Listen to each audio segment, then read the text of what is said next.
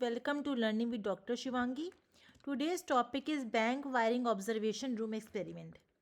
As in the previous videos, we already started the playlist for the subject industrial psychology and also discuss various topics related to it like Hawthorne experiments, human relation approach, and so on.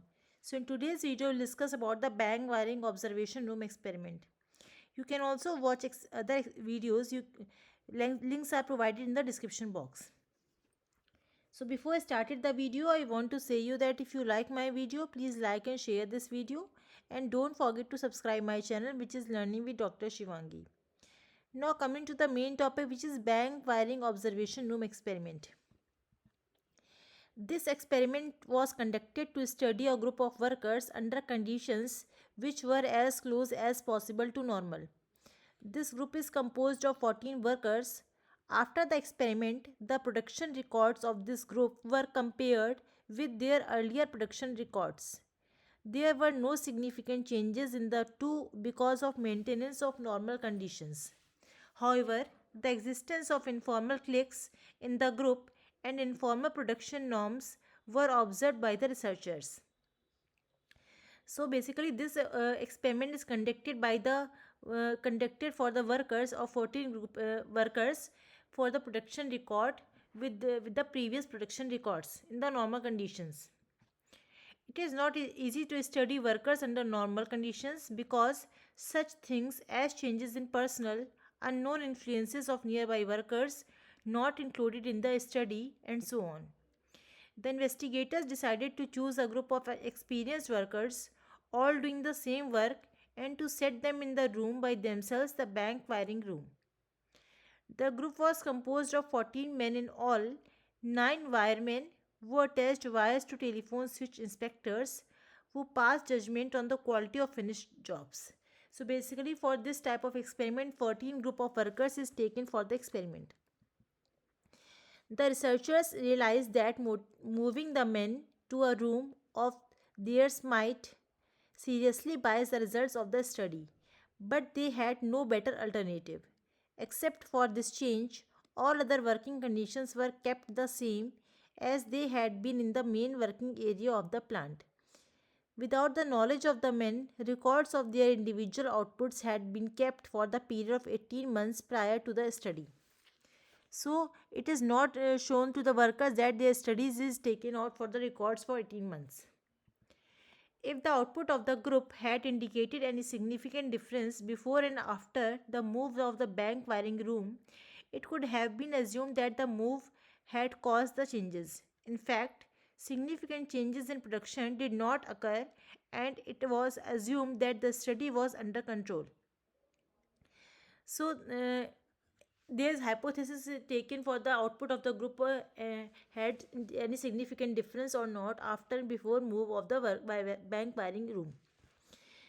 So the findings of bank wiring experiment included the following observations, which are as follows. First one is that each individual was restricting output.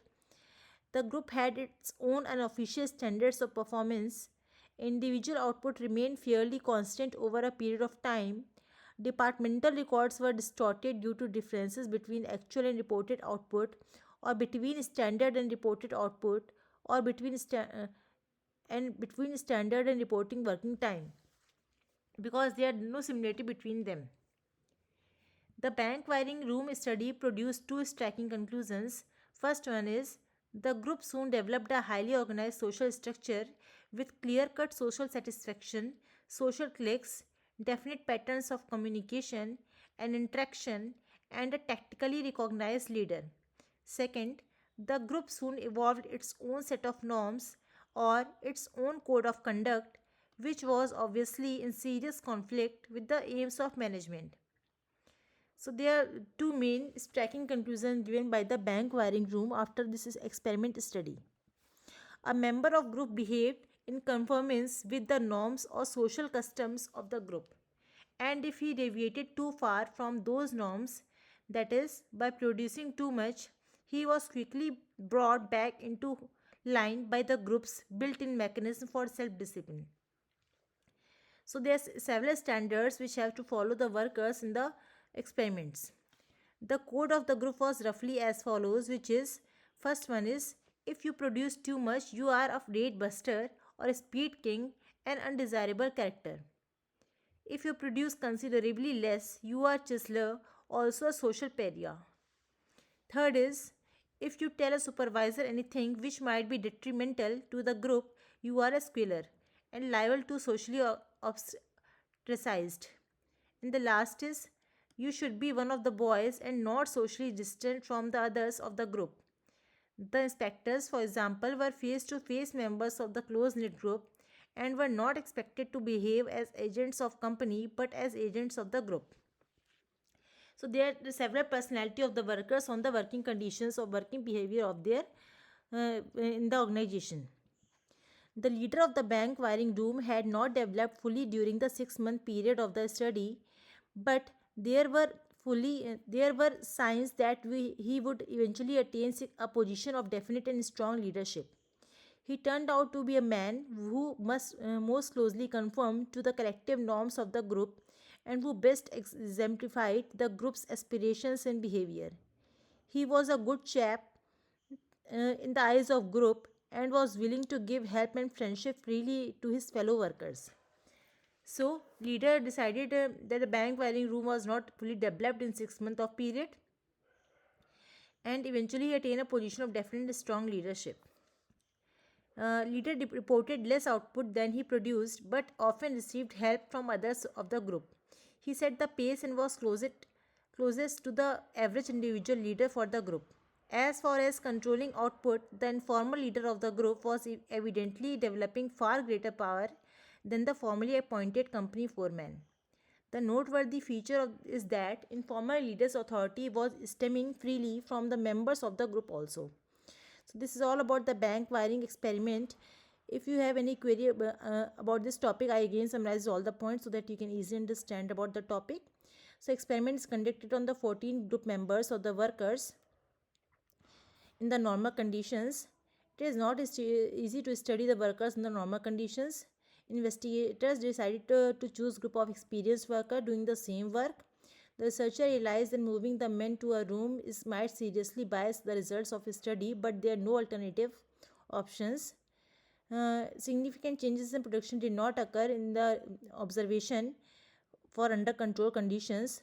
Several findings given under this condition, which are restricting output of individuals, unofficial standard performance, and constant output over a period of time, and departmental records are not as equal to the experimental records. There are two striking conclusions of bank wiring room study, which is, first, the group soon developed highly organized social structure, and group evolved its own set of norms also. So number of group of behaved in conformance with norms or social customs of group also. And there are several conditions, there are several structure of the persons based on their behavior, named on their personalities. The leader decided 6-month period of study on the basis of norms. So this is all about the bank wiring room experiments. If you have any query about this topic, or if you want to know about any other topic related to research methodology, business management, industry psychology, you can ask me through comment box. If you like my video, please like and share this video, and don't forget to subscribe my channel, which is Learning with Dr. Shivangi. We'll meet in the next video with new topic. Thank you everyone.